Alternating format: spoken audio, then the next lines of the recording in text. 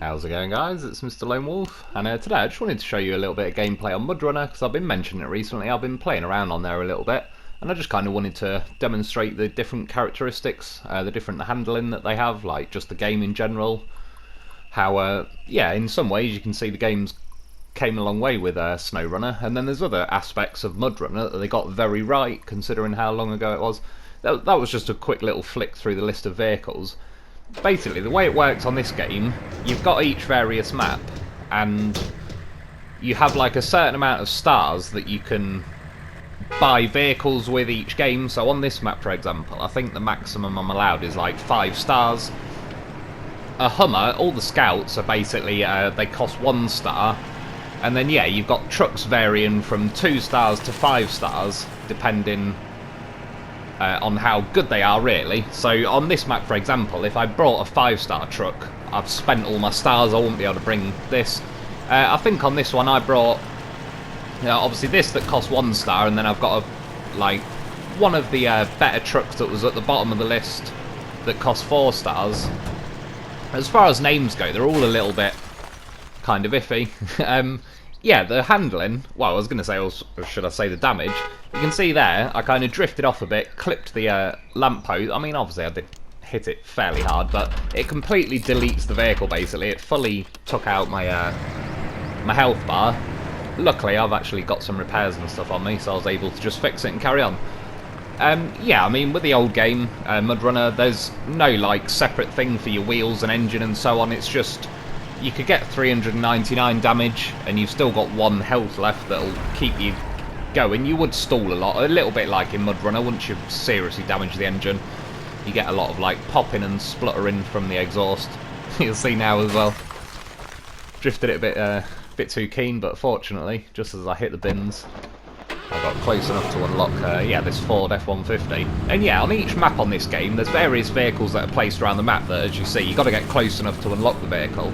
It does change them every now and then. Like, I'm off to go and get a Western Star 69,000 XD or whatever it's called. I'm on a, is it Grizzly Creek? I remember. Yeah, but sometimes when you start this map, it could give you something like a different truck that's not necessarily as good, so it's worth paying attention. But yeah, you can see, like, I quite like the handle of the vehicle. I like the handling of the vehicle, like the way it was drifting down that road. The scouts on this game actually get up quite like a nice bit of speed. The trucks themselves, I believe they're all or mostly like 5 gears out of 5, and yeah, it's probably nearer to the off-road gearboxes like on the SnowRunner. But I just wanted to mess around and show you a couple of different aspects of the game. Like, I will say long term, this Mudrunner is more simple and could get boring quicker, because there's only one like main mission to do, really. Each time you start a map, you basically got to scout the map, find the logs, load the logs onto whatever truck it is you choose, and take them to the logging station. So in some ways, imagine it like a set of contracts, or one contract really, possibly quite a big contract, but just on one of the maps on SnowRunner, and that's like all you've got to do. And then once you've completed it, you've just completed the map. You can stay on the map after you've completed it and just mess around, but yeah, essentially you go back to the main menu and either go on a different map or restart the game, and it's the same watchtowers, the same set of objectives again. But before you get to that point, like, there's, you know, a fair few vehicles you can mess around with. Just the mechanics in itself is pretty fun, and you can kind of feel the raw elements of the game that they got pretty right on this. I certainly think, comparing it to SnowRunner, the vehicles feel more weighty in this. In some ways, I think the tyres feel more grippy. I mean, right now, I could drop it into low range and put the diffs on and stuff. But either way, it's just, I don't know, there's something like, there feels like there's more physics there, and there's more mass and everything. And that's not the case, obviously, for every vehicle in SnowRunner. That's why I favour certain vehicles. Like, I get that, what was it, P16 I was using. I just really like the way that handles across all sorts of terrain. But on this game, I'd say more trucks, or most that I've driven so far, feel, yeah, more like that. So there's a little quick look at the map. You can see there's 4 watchtowers you've got to get on this map. Yeah, each time you uncover them, you just uncover that little circle, pretty standard. This is one of the trucks that well, tractor-ish looking thing. This was already on the map. I didn't bring it with me or anything. And there's a couple of things I do like and miss about this sort of thing. Is I've got a push blade on it, which would be perfect for clearing a lot of paths on SnowRunner and getting a lot of these rocks out of the way. It's got some nice strength to it as well. You could kind of use it, like if you were craning heavy things, to kind of prop you up a bit. And then yeah, it's also got this crane, which is pretty cool. Probably wouldn't be that much use as is in SnowRunner at the minute, because there is no logs. Maybe / hopefully they're going to add something like this on phase 3, when supposedly logging is coming back to this game. Oh, sorry, again, coming back to SnowRunner. But yeah, this truck is or tractor thing, whatever you want to call it, it's pretty cool. Like, I use this quite a lot when I originally had this game. As far as logging goes, the trailer's pretty cool because it can grab... sorry, bloody hell. The crane's pretty cool because it can grab a lot of logs. And yeah, again, it's another vehicle in this game. It feels very nicely weighted. It ticks along through the water and everything. Kind of, I would assume, fairly realistically. Like, it doesn't look like it's completely struggling, but it is still going in fairly deep water. Mudrunner definitely utilised water a lot more, I would say, than SnowRunner has so far. They've focused quite heavily more on snow, really. I know it's called SnowRunner, but yeah, when I cut through the river the other day in the Navistar, or yesterday, whenever it was, that was like pretty cool. I quite enjoyed that. It was like a nice little route to test the snorkel out and how well they actually pull through water. But a lot of the maps on Mudrunner are actually yeah, they just have a lot more water obstacles in general. So with the logs, or particularly on this map anyway, some areas there's logging stations that you can just grab logs from. A little bit like how cargo works in SnowRunner.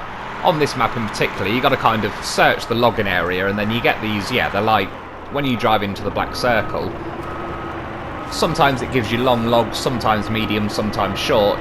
If they're long logs, it gives you 2, if they're medium, it gives you 3, and if they're short logs, it gives you 4, so you can kind of tell pretty quickly what's what.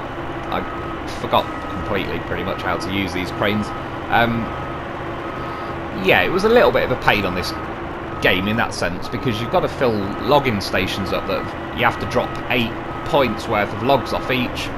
The long logs are worth 6 points. I believe the medium are worth 4 points, and the small ones are worth 3 points. So sometimes you could take like medium and short, and then you're on 7 out of 8, and then you've either got to go and bring another load of medium, short or long or whatever. So in that sense it was a little bit poorly thought out. I don't really know how else they could have done. Well, there's 4 logs for small logs and 3 for medium, so they could have just made both of them 4 points each, and then yeah, fair enough, make the longer logs 6 points, because they are a bit more difficult to carry along. That's what I'm going to do today. Like, that's what I wanted to do on this game, is just show you the main base aspects of the game, and kind of show you the origins, I suppose, of SnowRunner. I know before Mudrunner there was spin tyres as well.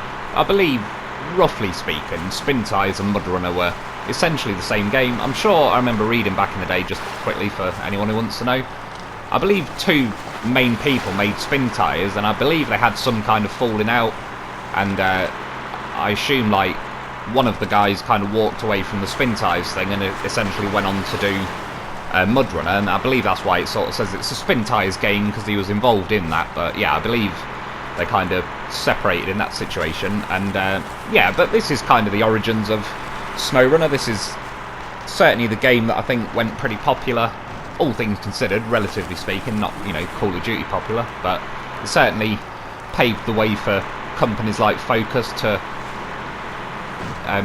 yeah, fund SnowRunner essentially.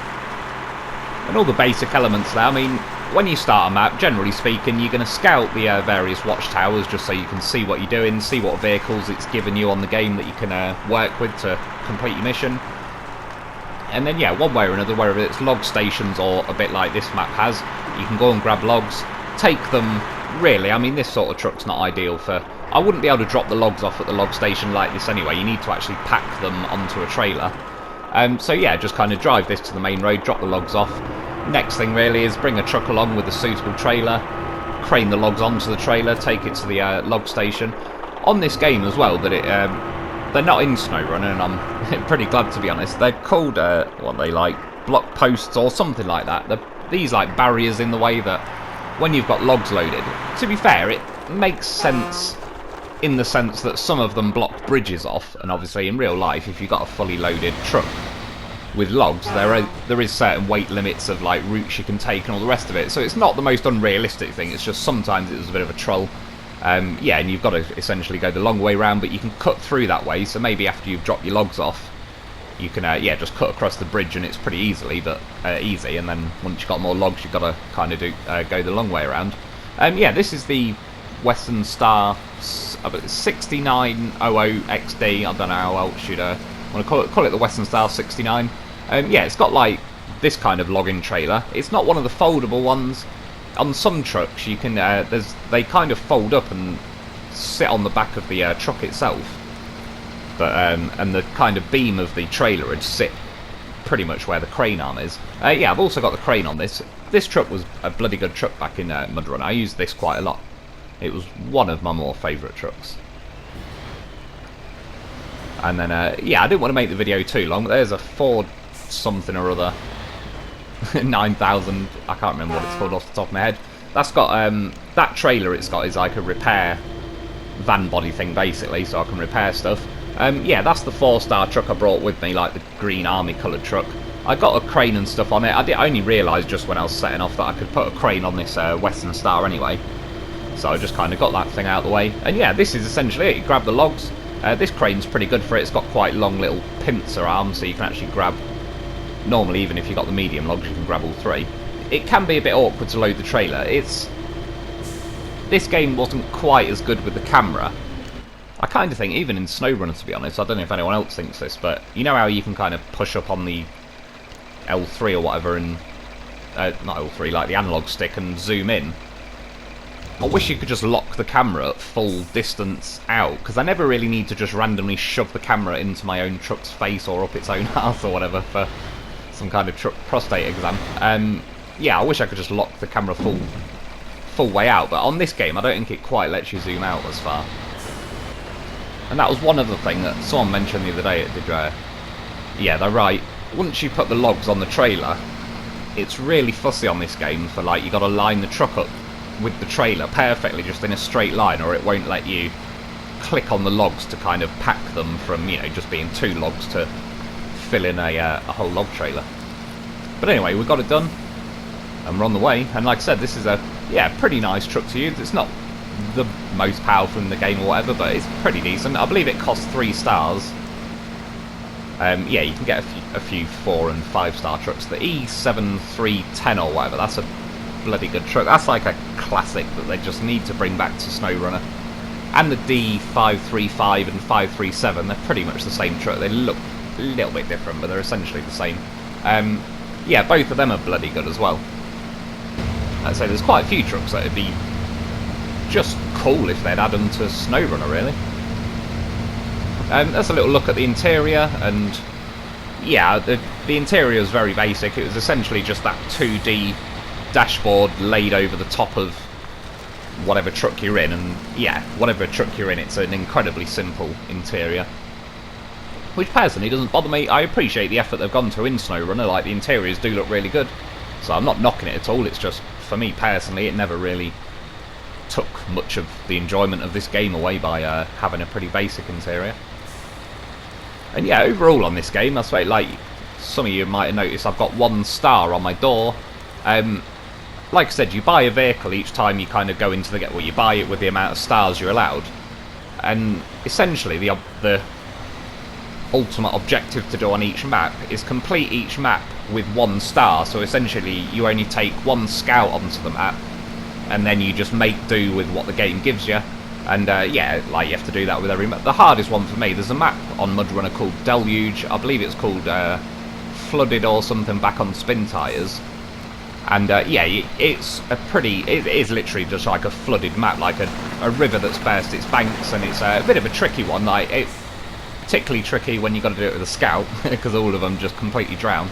I sort of did it a bit sneaky. I drove into the river, and I used the current of the river to kind of take me downstream, but I was slowly working my way across to the other side of the river, and then yeah, managed to winch to a tree. Had to winch all the way to the garage, which probably took me about another 2 hours, but we got the job done in the end. You can see as well with the gear stick, it's laid out a bit different. I think overall the layout on SnowRunner is smoother. Like trying to cross over from auto to the low range options is a little bit fiddly. It can get caught in the middle sometimes, but yeah, when I go into the low range, you can kind of see the little white bar next to it, and that's like your 3 options. This, by the way, I kind of recreated.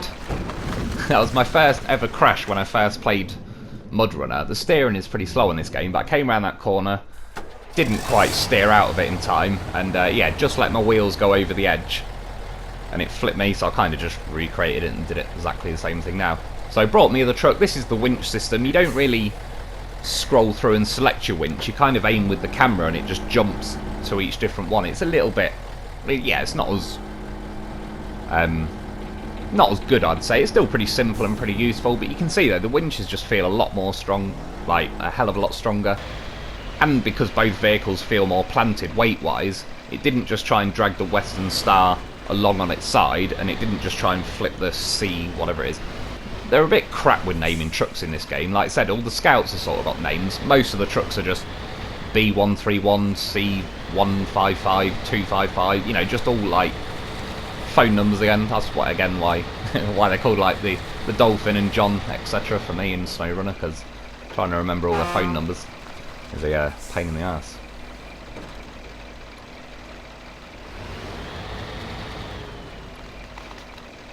Yeah, because these logs are pretty long, when I was trying to reverse out there, they're literally hitting against the cab and my crane, so I wasn't able to turn the trailer as much, but just I moved them along with the crane a bit. Again, you can see the thing saying line your truck up properly. You got to get, yeah, the trailer absolutely just dead straight. It's one of the most stupid, pointless requirements in this game, really. Overall, it is pretty fun, though. Yeah, I mean, if you could get this game second-hand or something for couple of quid off eBay, it'd be pretty cool. I'd say it'd probably be worth it. But there's definitely way more replayability in SnowRunner overall. If you've never played Mudrunner before, there's a lot there, like, essentially, but yeah, once you've gone through it, it's like it very quickly becomes repetitive, because you are just going back onto the same map doing the exact same contracts essentially again. Overcooked it down a bit. This is about as close as you can get. It took the logs back off me like it does on SnowRunner, unpacks it, but fortunately the whole thing tipped back. The only thing this game needs really is a goddamn horse or a vehicle. That's all it's missing.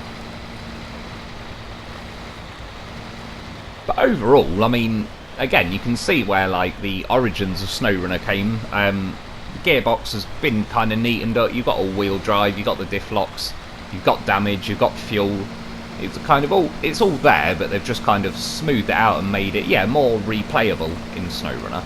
But there is elements of this game, as I said, with the way the trucks feel weighted, certain grip elements. You can't change your tyres on this game. There's less options in that sense, but I would say the tyres feel like they behave better on this game than most, if not all, of the tyres on SnowRunner. But it still manages to be like, you know, a fairly challenging game that can still slow you down and all the rest of it. About to smash me forward up. Good times. And yeah, now where I'm here, I mean, on this map in particular, it's put both log stations or whatever at the same place. I've just got to drop a load of logs off to each one, 8 points each. Yeah, these ones are worth 6, and that's it. That's about all I'm going to do for today. If you want to see a bit more Mudrunner gameplay, I can do so. I don't mind, really, while I'm waiting for the next phase of DLC that I think we're all waiting for. I was going to say patiently waiting for, but I think I've about run out of patience now. They've yeah, way too long. Oh yeah, I remember that those little markers in the water show you how deep it is. That was a pretty cool feature if they could add it back. Anyway, that's about it for today, though. I hope you've enjoyed. Thanks for watching, and I'll be back soon.